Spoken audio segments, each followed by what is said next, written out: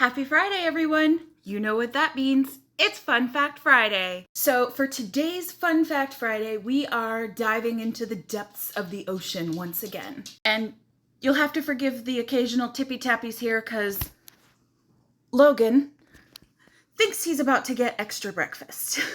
All right, so back to the depths of the ocean. What are we talking about today? We're talking about squids. And no, not the kind that you would expect for calamari. We're talking about the Humboldt squid. Not to be confused with humble, because these guys are anything but humble. No, instead, these guys are really casually like the same size as a pretty tall dude, like full-grown human, and then some extra change with all of those crazy tentacles.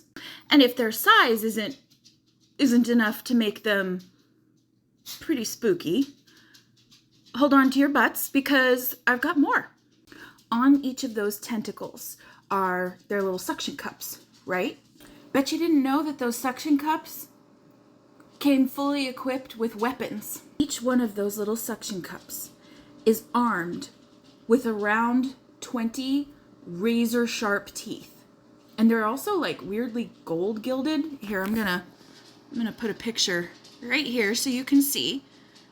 Is that not absolutely terrifying?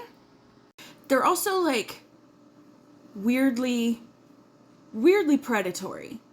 So they will form a group of squid and go hunting, which is really scary, especially if you have issues with being in the ocean and not knowing what's going on underneath you.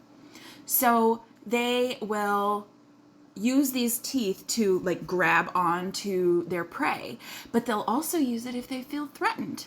Just ask Scott Cassell. Now, I go way more in depth with this story about Scott Cassell on episode 28, Animal Attacks Survivor Edition. It's a really good one, so check it out because even just this story, it gives me chills. Ooh. So Scott is like a very well-known documentary filmmaker, and he's also been super casual, a counter terrorism like agent. He's seen some shit. So suffice to say, he's spent a lot of time diving underwater. Well, he's also been attacked by the Humboldt squid.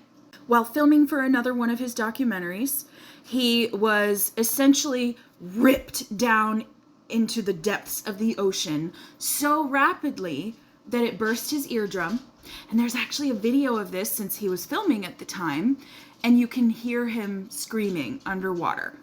Don't advise it for anybody who is really freaked out by the ocean because it'll haunt your dreams. And as if that isn't a scary enough experience on its own, it gets worse from there.